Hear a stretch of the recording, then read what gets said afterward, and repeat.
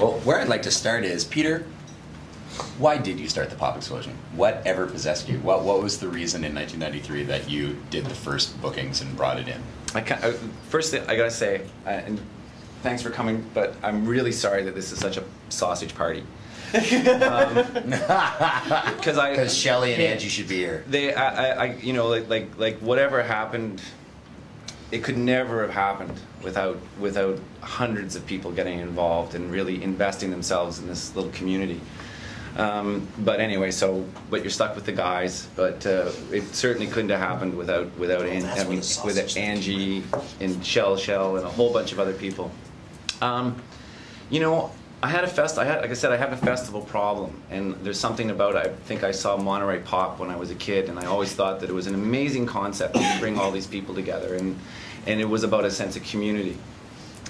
Mike actually came to the very first festival I ever did, which was Dress to Kill, which was stolen from a Johnny Thunders thing called Dress to Kill Like a Motherfucker. And we ran it at Mem Hall at the UMB, which now you can't even do anything. You can't do a show in there. But we ran the show, and we brought down like this band called Scum from Montreal, and we brought bands up from Halifax. And that was the first time, and we were in Fredericton, and no one had ever conceived of connecting the dots, really, between Fredericton and Moncton and Halifax. And I think this was just at the real sort of genesis of when Rob was starting out was it Rob, ECMAs and all that stuff? Anyway, so somehow I got a hold of Mike and they came down, and we had this insane little festival in this beautiful little theater. And I remember looking at the stained glass window going, please God, don't break the stained glass window. And at the end of the event, a guy named Jim McCarty, who I've hooked up with again back in Toronto, broke the back of a toilet seat. Some asshole from Halifax who came up and broke the back of the toilet bowl. And so at the end of the day, we lost $200. And I was like, man, this is great. Because the only reason we did them was to bring shows into town, because we couldn't afford to go to Toronto or New York. And the logic was, let's bring these people up here. So anyway, so the next year, I did another festival, and of course, since I only lost $200, I immediately moved it to some capital skating rink in Fredericton, and we brought in 3 days, had No Means No, the Nils, Kearney Lake Road, which is the only band that the tape fucked up on when they were recording. Of course. It was the only one. And the Nils show, people smashing stuff. So about a month or 5 weeks before this big event, Metallica announced they were coming and playing the Maritimes. And basically, we were doing a metal night on the day in Moncton that Metallica was playing. You know, and I remember driving away from that going, wow, that was the down payment of a house.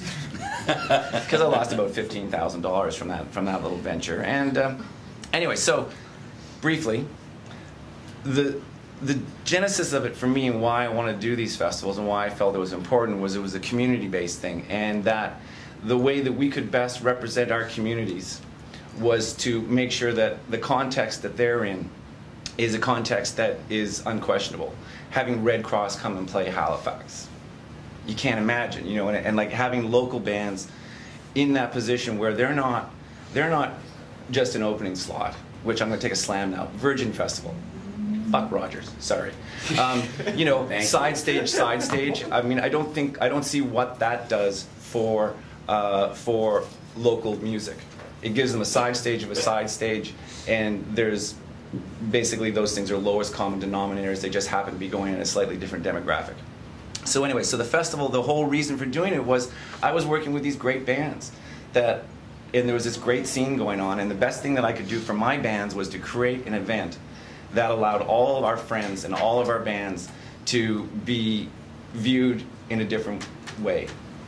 And I think, and we totally succeeded in that. We totally succeeded in making this scene be bigger than it really was. You know,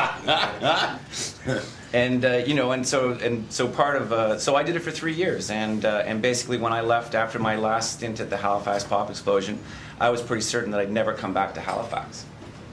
And I guess it was maybe 5 or 6 years after that I eventually came back, and Angie, who was really, like I said, so important, we didn't talk for 6 years because these things are killers. And I'm sure we're going to get to it, and I'll stop soon. But I mean, you know, it's like for this event to be going on for 15 years, and for the for some of the levels of infrastructure in this community to not support this festival is insane. Last point, driving into Sackville for Sappy Fest right here, year 2, driving on the Trans-Canada, on the, erected by the city, Sackville welcomes Sappy Fest. Fucking A, you know, and here we are 15 years later. Town of 2000. Town of 2000. And here we are 15 years later, and shit happens because there's no support for this. You know, not, I'm sorry, I'm overstating. There's a lack of real sense of what this event is and what it is now, and the return. How many ads did you see for some Celtic Colors thing? Like, I think on the Heroes premiere there was 4 in an hour. Right. And how many paid staff do you have? None. Full time. Anyways. Carl, can you hand me that program guide there? Sure. I want to, there's, just to emphasize what Peter's saying, Vincent worked on Halifax on Music, which was the festival that came afterwards, but in the thank you section here, we always have a list of the people who were sacrificed for the cause. The yearly list of those that must be recognized: Peter, Greg, Shelley, Angie, Vincent, Mark, Colin, Sarah, Melissa, Steve, Ben, and Chris for their parts variously over 15 years of leadership, sacrifice, and good times. That list gets another name added to it every year of people who worked and worked and worked on the festival to the point that they couldn't do it anymore. And we're like, I love you guys, but don't call me next year. So, you know, we keep a roll call. It's been in the program guide for 7 years of those that sacrificed so that we could have a good time. Vincent, tell us what it was like when Halifax on Music started. You were working in the Murder Records office at the time. Yeah, well, for me, like Waye, I got started in the music business when I was in university. Started up at CKD just because of volunteering, doing some radio shows on the side. Just because in school, like, you have so much free time, so I was like, all right, let's do a radio show.